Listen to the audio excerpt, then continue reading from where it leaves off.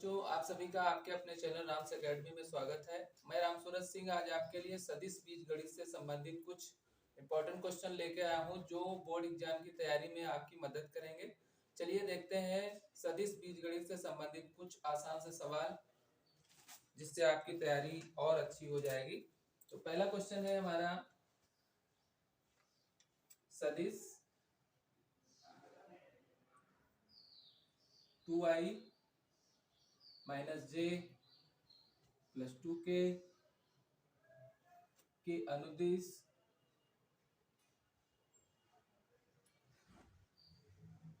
इकाई सदिश ज्ञात कीजिए।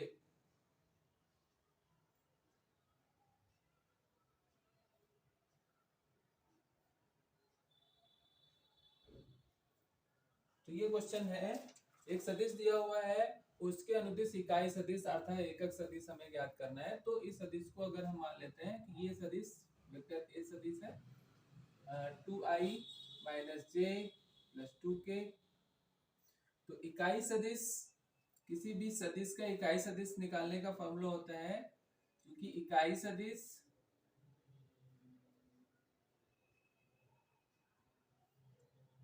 वेक्टर ए कैप से उसको प्रदर्शित किया जाता है इकाई सदिश को। तो वेक्टर ए का इकाई सदिश वेक्टर ए का इकाई सदिश हो जाएगा ए कैप। तो ये हो जाएगा vector A upon vector A का मॉड अर्थात मापांक। तो हम यहाँ पे मान रखेंगे इकाई सदिश ए का अर्थात ए का इकाई सदिश 2i माइनस जे प्लस 2k अपॉन में 2i माइनस जे प्लस 2k का मापांक। ए का इकाई सदिश 2i माइनस जे प्लस 2k अपॉन में रूट मापांक हम निकाल लेंगे i का गुणांक का वर्ग अर्थात 2 का वर्ग प्लस j के गुणांक का वर्ग माइनस 1 का स्क्वायर k के गुणांक का वर्ग 2 का स्क्वायर। ये हो गया इकाई सदिश 2i माइनस जे प्लस 2k कौन में हो जाएगा रूट 2 का स्क्वायर 4 माइनस 1 का स्क्वायर 1 और 2 का स्क्वायर 4। तो a का इकाई सदिश हो गया 2i माइनस जे प्लस 2k कौन में रूट 4 प्लस 1 प्लस 4 हो गया 9। 9 का रूट होता है 3। तो a का इकाई सदिश हो गया 2i माइनस जे प्लस 2k अपॉन में 3। तो हम इसको सभी के नीचे ला के लिख सकते हैं a का इकाई सदिश 2/3i minus j/3 plus 2/3k। ये सवाल का हल हो जाता है अर्थात आंसर हमको प्राप्त हो जाता है। बहुत ही आसान सवाल है, इकाई सदिश 1 नंबर में पूछा जाता है। इसका अभ्यास आप लोग जरूर कर लेंगे। फिर अब हम लोग अगला क्वेश्चन देखेंगे, दूसरा।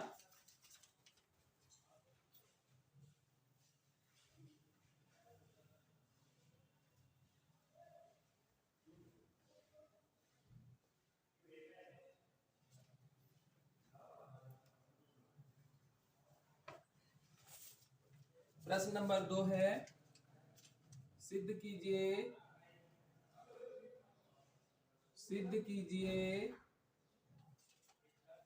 कि 2i माइनस जे प्लस के comma i minus 3j minus 5k तथा 3i minus 4j minus 4k एक समकोण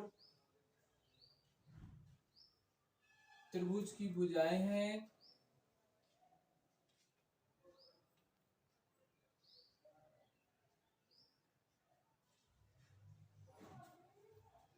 त्रिभुज तथा त्रिभुज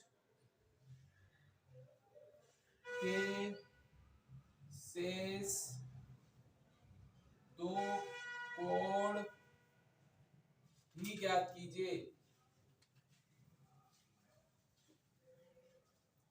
क्वेश्चन है, दिया गया सिद्ध कीजिए कि ये सदिश दिए हुए हैं, सदिश 2i माइनस जे प्लस के कॉमा आई माइनस 3j माइनस 5k तथा 3i minus 4j minus 4k एक समकोण त्रिभुज की भुजाएं हैं।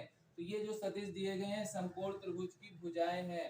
तो यहाँ पर हम मान लेते हैं, माना कि ये एक भुजा है जो सदिश a को निरूपित करती है, अर्थात सदिश a बराबर हो जाएगा 2i माइनस जे प्लस के, और दूसरी भुजा सदिश b से हम निरूपित करते हैं i minus 3j minus 5k, और तीसरी भुजा c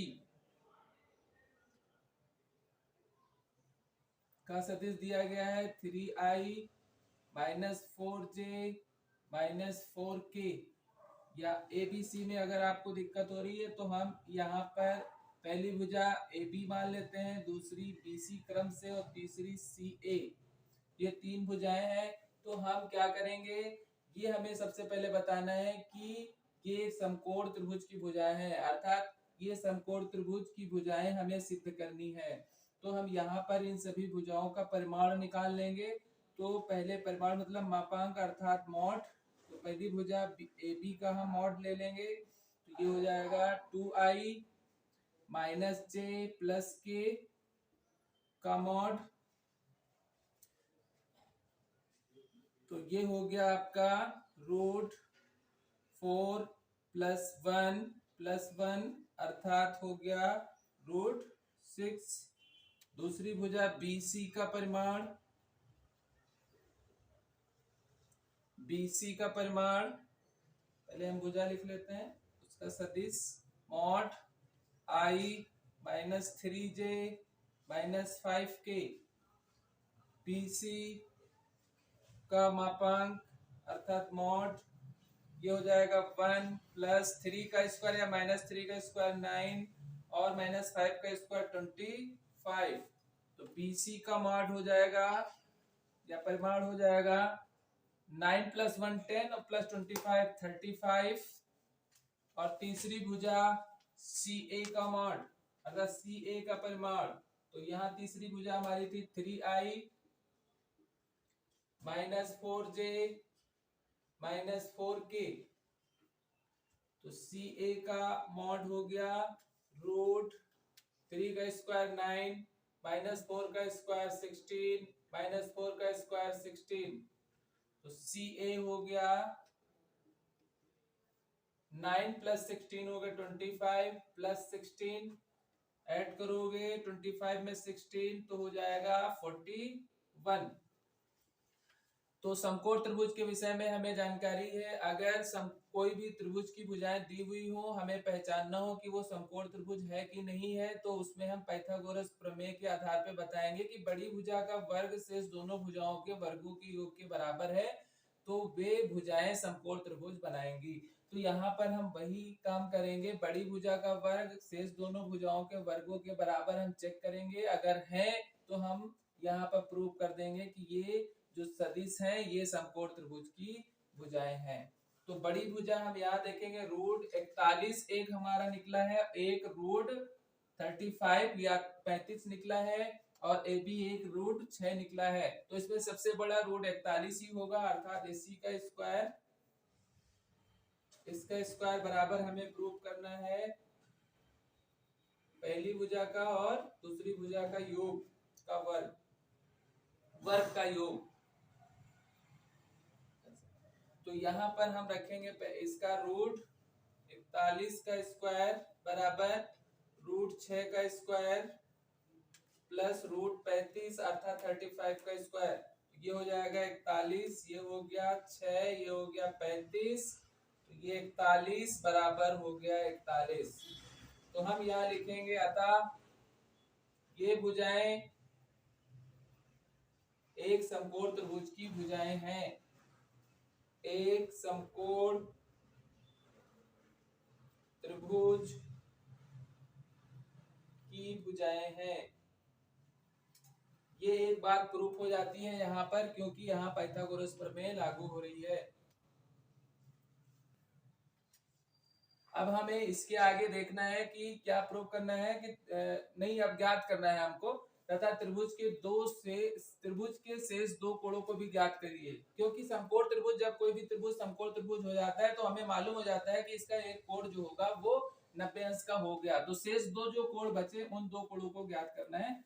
ये आप नोट कर लें या स्क्रीनशॉट इसका ले लें, हम साफ करें, ठीक है।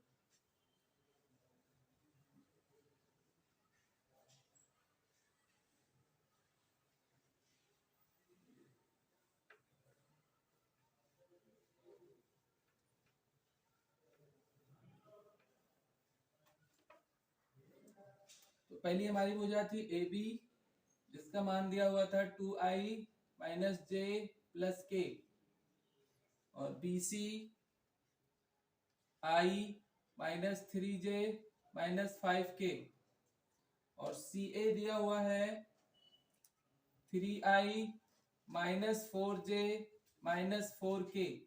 तो हमें शेष दो भुजाओं के बीच का कोण ज्ञात करना है। तो हमने देखा था कि सी ए का मान √41 अर्थात सबसे बड़ी भुजा वही निकली थी, अर्थात शेष दो भुजाओं के बीच का कोण 90 अंश हो गया। तो बाकी जो शेष दो भुजाएं बची उनके बीच का कोण हमें निकालना है, अर्थात हमें निकालना है ए बी और सी ए के बीच का कोण और बी सी और सी ए के बीच का कोण। तो इन दो भुजाओं के बीच का कोण हम निकाल रहे हैं। लिखेंगे भुजा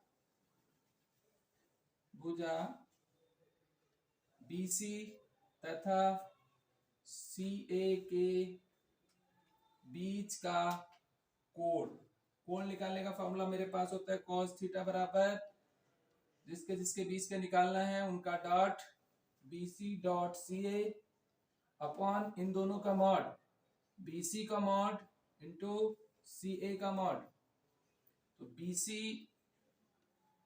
का मान हमको मालूम है, BC I minus 3j minus 5k, ये लिखा हुआ है I minus 3j minus 5k dot CA 3i minus 4j minus 4k upon में BC का मॉड, अभी BC का मॉड हमने निकाला था 35 और CA का मॉड निकला था हमारा 41, क्योंकि 1 का स्क्वायर 3 का स्क्वायर 5 का स्क्वायर 25 प्लस 9 प्लस 1 हो गया 35, 3 का स्क्वायर 9, 4 का स्क्वायर 16, 4 का स्क्वायर 16, 16 16 32, 32 प्लस 9 हो गया 41।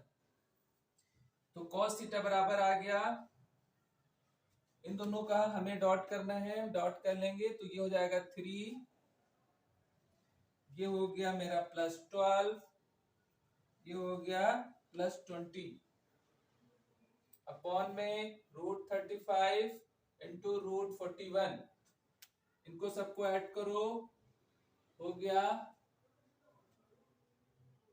3 प्लस 12 15 प्लस 20 अर्थात 35, ये भी हो गया अपॉन √35 इंटू √41।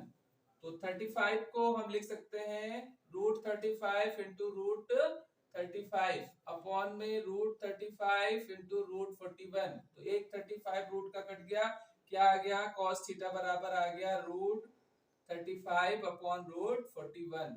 तो एंगल क्या आ गया, थीटा इक्वल्स टू आ गया cos इनवर्स, ब्रैकेट में लिख लेंगे, रूट दोनों पे है एक साथ लिखेंगे 35/41। तो ये किन दो भुजाओं के बीच का कोण आ गया, BC और CA के बीच का कोण आ गया। तो एक कोण हमारा निकल गया, दूसरा कोण हमें निकालना है AB और CA के बीच का। तो अब यहाँ पे हम लिखेंगे भुजा CA व AB के बीच का कोण। तो दो कोण हैं इसलिए अलग अलग हमको निकालना है, तो एक का हम θ1 मान लेते हैं, दूसरे का θ2 मान लेंगे। तो ये θ1 हो गया, अब हम θ2 अर्थात cos θ2 ले लेते हैं। फॉर्मूला वही रहेगा CA dot AB upon CA का मॉड AB का मॉड। अब मान रखेंगे, इधर का आप स्क्रीनशॉट ले लें जल्दी से। ठीक है, ले चुके। चलो आगे मान रखते हैं। तो cos थीटा 2 बराबर हो गया आपका सी ए का मान तीसरी भुजा अर्थात 3i minus 4j minus 4k dot A B पहली वाली 2i minus j plus k upon में इसका हमने मॉड निकाला था अभी 41 और इसका मॉड निकला था 6। तो cos थीटा 2 बराबर हो गया 3 का इसका डॉट करना है तो 2 3 जा 6 और -4 -1 हो गया 4 और -4 + 1 हो गया -4 अपॉन में √41 इंटू √6। तो ये कितना हो गया 4 से 4 कट गया कितना बच गया 6 बाई √41 इंटू √6। तो आ गया cos थीटा 2 बराबर 6 को उसी तरह से हम दो पदों में लिख लेंगे √6 इंटू √6 अपॉन में √41 इंटू √6 कट गया तो cos थीटा 2 बराबर आ गया √6 बाई 41। तो थीटा 2 बराबर हो गया cos इनवर्स √6 बाई 41। इस तरीके से ये सवाल हमारा हल हो जाता है। काफी इंपॉर्टेंट सवाल है, कई बार बोर्ड एग्जाम में आ चुका है, इसलिए इसकी तैयारी अनिवार्य थी। आप लोग जरूर इसको तैयार कर लें। चलिए हम लोग अगले सवाल पे अब चलेंगे।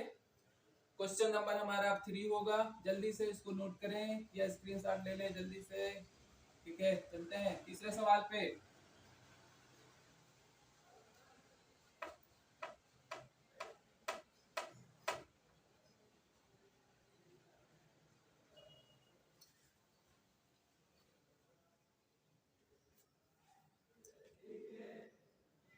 तीसरा क्वेश्चन हमारा है, बहुत ही आसान सवाल है।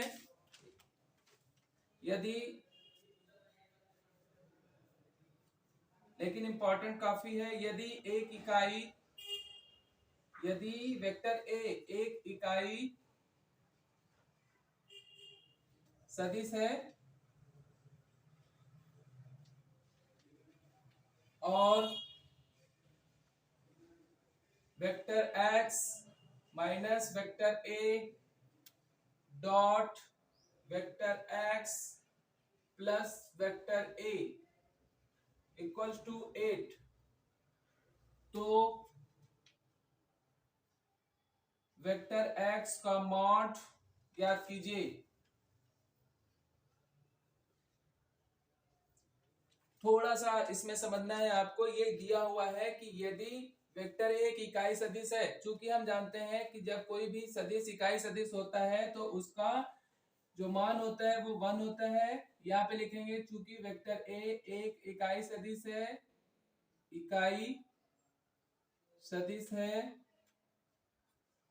अतः वेक्टर ए का मॉड का स्क्वायर इक्वल टू 1 होगा।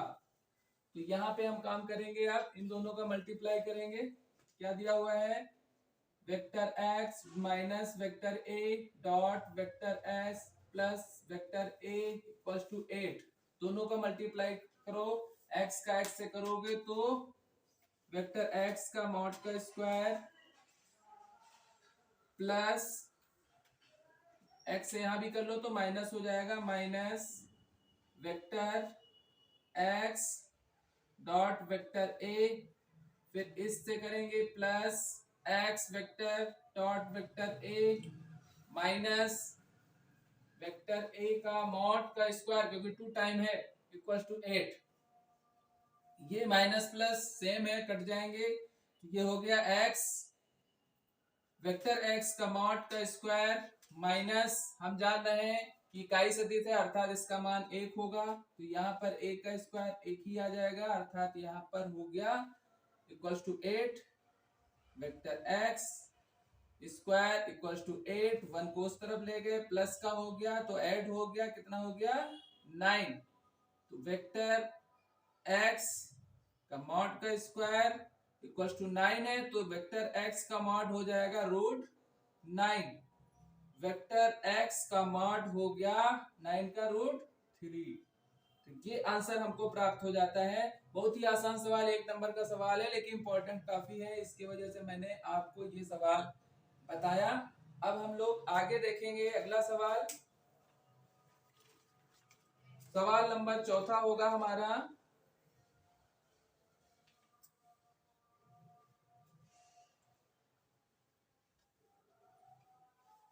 चौथा क्वेश्चन है सदिश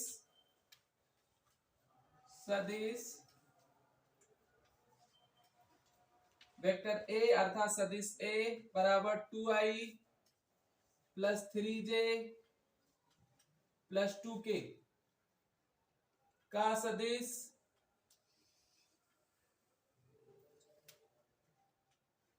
वेक्टर बी या सदिश बी बराबर i plus 2j plus k पर प्रक्षेप ज्ञात कीजिए।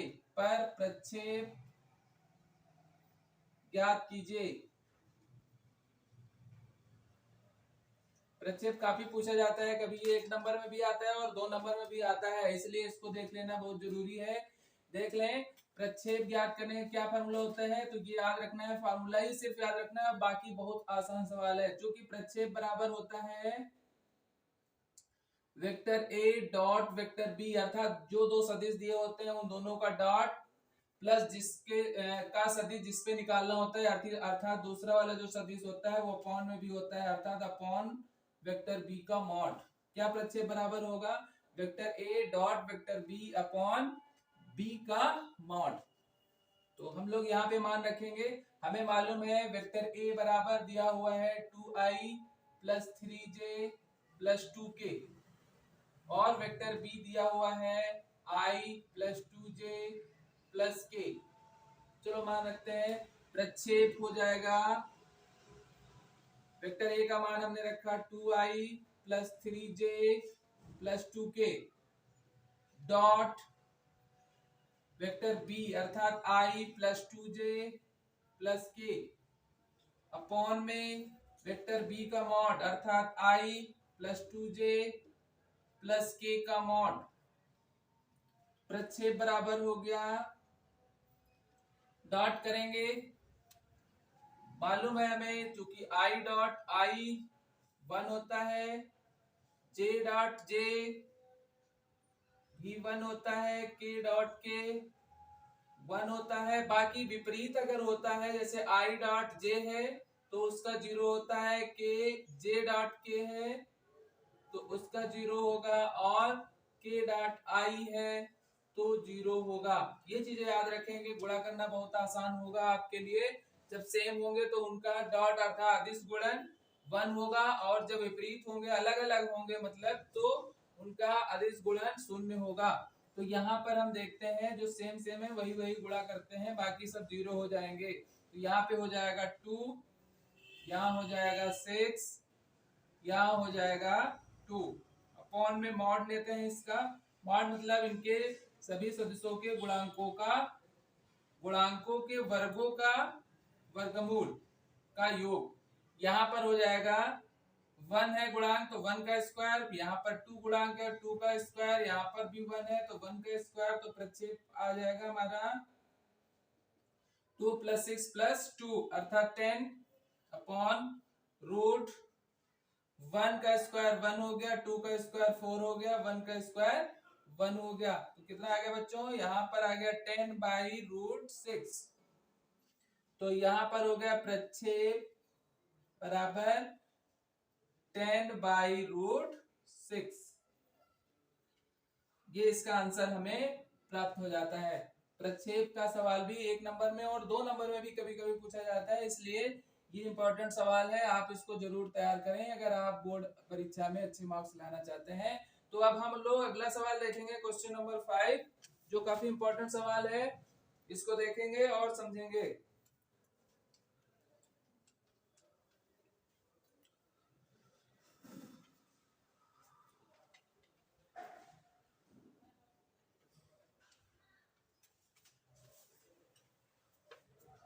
सवाल है हमारा, उस समांतर चतुर्भुज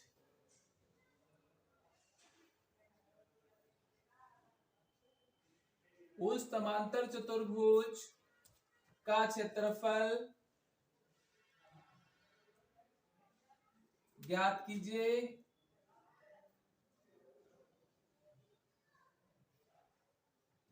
जिसकी संलग्न भुजाएं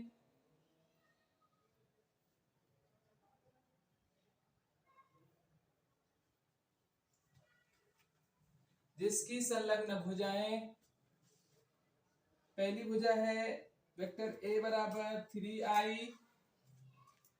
प्लस जे प्लस 4k और वेक्टर बी बराबर i माइनस जे प्लस के है।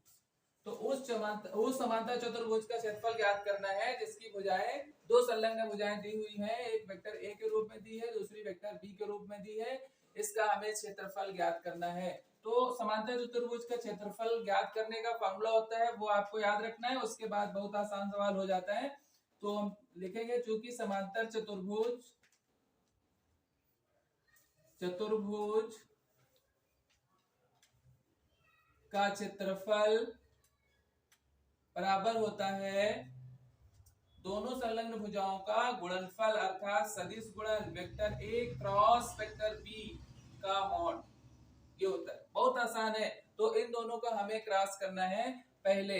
तो क्रॉस करने के लिए हम क्या यूज करते हैं, सारणिक यूज करते हैं। उसी हिसाब से हम इसको हल करेंगे। तो वेक्टर ए क्रॉस वेक्टर बी पहले कर लेंगे, एक सारणिक बनाएंगे। यहाँ पर सबसे ऊपर लाइन में आई, लाइन मतलब रो में अर्थात पंक्ति में आई जे और के ले लेंगे। फिर जो पहला होता है सदिश उसके गुणांक यहाँ पर लिखेंगे क्रम से। फिर दूसरे नंबर पे जो होता है वो दूसरी रो में लिखा जाता है। तो पहली रो में ए वाले लिखेंगे गुणांक आप 3, फिर यहाँ पर गुणांक नहीं दिख रहा अर्थात 1 है, यहाँ पे 4 है। बी वाले अब लिखेंगे दूसरे में 1, यहाँ पे माइनस है तो ये -1 हो गया, यहाँ पे 1 है तो 1 हो गया।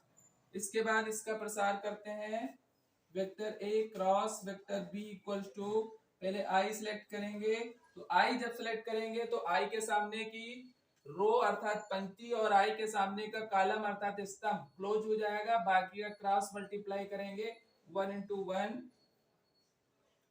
फिर बीच में माइनस का साइन होता है, फिर इनका क्रॉस मल्टीप्लाई अर्थात -1 into 4 ये हो गया।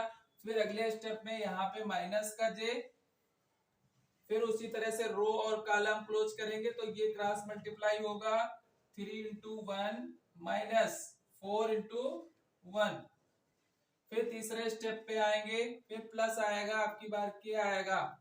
तो के सामने की रो और के सामने का कॉलम अर्थात स्तंभ ये क्लोज होगा। फिर इनका क्रॉस मल्टीप्लाई होगा तो ये हो जाएगा 3 into -1 माइनस 1 into 1 अर्थात 1 या 1 into 1 लिख लेते हैं। तो ये आ जाएगा आपका vector A cross vector B equals to i 1 और ये माइनस माइनस प्लस हो गया 4 हो गया, minus J 3 into 1 3 minus 4 into 1 4 plus K cap ये -3 ये -1। तो वेक्टर ए क्रॉस वेक्टर बी आ गया 5i, यहां पर आ गया -j और -1 बचा 3 - 4 -1 बचेगा, प्लस वेक्टर के -3 -1 हो गया -4। तो वेक्टर ए क्रॉस वेक्टर बी हमें प्राप्त हुआ 5i माइनस माइनस प्लस हो जाएगा प्लस j और ये हो जाएगा प्लस माइनस -4k। तो ये हमको क्रॉस मिल गया। अब हम इसका क्षेत्रफल ज्ञात करेंगे। तो इसी में हम आगे मान रखते हैं। चलो इस तरफ हल कर लेते हैं। समांतर चतुर्भुज का क्षेत्रफल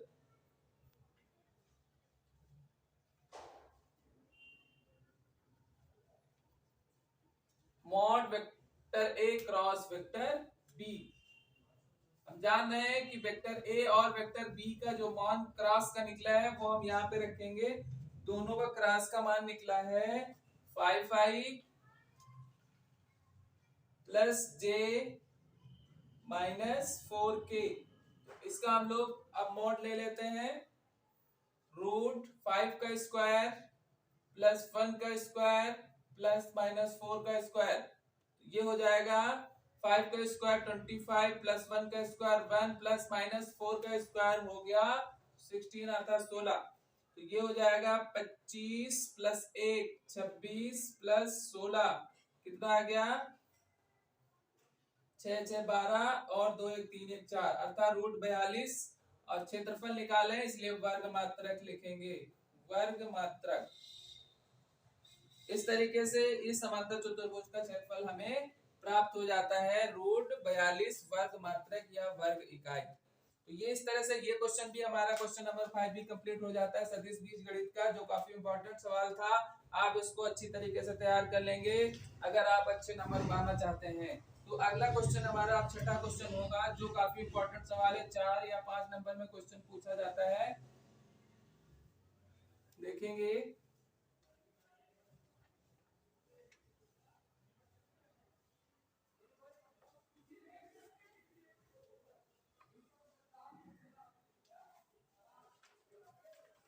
क्वेश्चन नंबर 6 है, यदि vector A, vector B, vector C तीन सदिश राशियां इस प्रकार हैं कि vector A plus vector B plus vector C बराबर 0। बहुत इंपॉर्टेंट सवाल है, तो सिद्ध कीजिए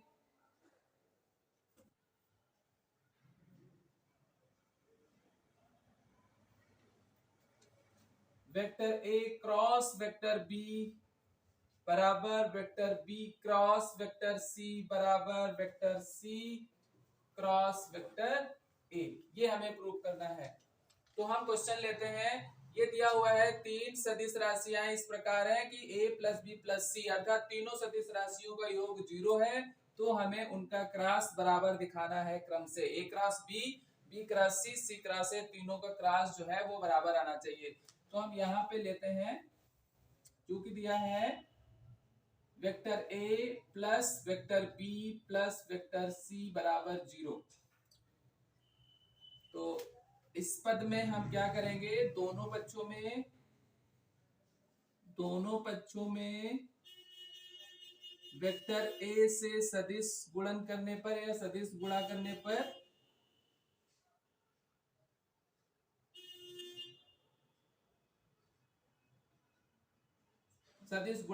पर तो वेक्टर a से हम यहाँ पर सदिश गुणन करेंगे यानी कि क्रॉस मल्टीप्लाई करेंगे। तो यहाँ पर हो जाएगा vector a cross vector a plus vector b plus vector c बराबर वेक्टर a क्रॉस 0। दोनों पक्षों में गुणा कर रहे हैं, तो इसका गुणा हो जाएगा vector a cross vector a plus vector a cross vector b plus vector a cross vector c। तीनों से गुणा हो गया बराबर 0 से गुणा करोगे तो 0 ही रहेगा। हम जानते हैं जब समान प्रकार के सदिश होते हैं तो उनका क्रॉस 0 होता है। तो दोनों बराबर है इसलिए ये 0 हो गया। उसके बाद यहाँ vector a cross vector b plus, उसके बाद यहाँ देख रहे हैं a के बाद c आ रहा है, तो जबकि c के बाद a आता है तो इसको सही क्रम में लाएंगे। तो यहाँ पर सदिश गुणन कर रहे हैं इसलिए ये माइनस का आ जाएगा। तो हम इसको लिखेंगे vector c cross vector a बराबर 0। इसको पक्षांतरित करिए, vector a cross vector b बराबर हमारा हो जाएगा vector c cross vector a। ये हो जाएगी पहली समीकरण।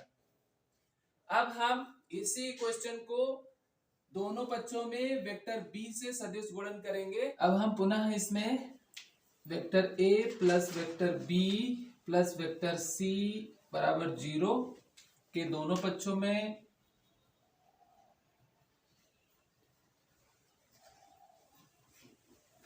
वेक्टर b से गुणा करने पर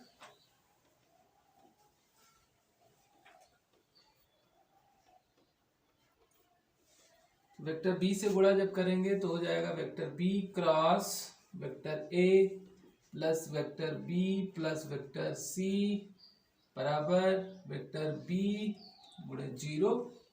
गुणा करेंगे vector B cross vector A plus vector B cross vector B cross vector C बराबर ये 0 हो जाएगा। Vector B cross vector A दिया हुआ है, उल्टे क्रम में है, इसको सीधे क्रम में लाएंगे तो माइनस का हो जाएगा क्योंकि सदिश गुणन कर रहे हैं। तो minus vector A cross vector B plus vector B cross vector A. जैसे हमारा vector A cross vector A था वो 0, उसी प्रकार से यहाँ पर vector B cross vector B भी 0 होगा। तो यहाँ पे हो गया 0 plus vector B cross vector C equals to 0। इसका पक्षांतर करेंगे तो हो जाएगा vector B cross vector C equals to हो गया vector A cross vector B. ये समीकरण नंबर 2 हो गई। तो समीकरण नंबर 1 में हम देख रहे हैं कि वेक्टर ए क्रॉस वेक्टर बी बराबर दिया हुआ है vector C cross vector A. यहां पर हमको क्या मिला है, वेक्टर ए क्रॉस वेक्टर बी बराबर vector C cross vector C vector B cross vector C. अर्थात ये तीनों हमें दिख रहे हैं एक दूसरे के बराबर। अर्थात यहाँ पे लिखेंगे समीकरण 1 व 2 से वेक्टर ए क्रॉस वेक्टर बी बराबर vector B cross vector C बराबर C vector C cross vector A. इस तरीके से ये क्वेश्चन प्रूफ हो जाता है कि तीनों के क्रॉस एक दूसरे के बराबर हैं। तो ये सदिश बीजगणित के 6 क्वेश्चन थे जो मोस्ट इंपॉर्टेंट सवाल थे हमारे। अगर ये सवाल आपको अच्छे से तैयार करना है तो और इनका अभ्यास करेंगे। यदि ये वीडियो आपको अच्छा लगा हो तो एक बार लाइक जरूर करेंगे, और अगर चैनल में नए हैं तो इसे सब्सक्राइब कर लें जिससे आने वाले वीडियो को नोटिफिकेशन आपको मिलते रहें। धन्यवाद।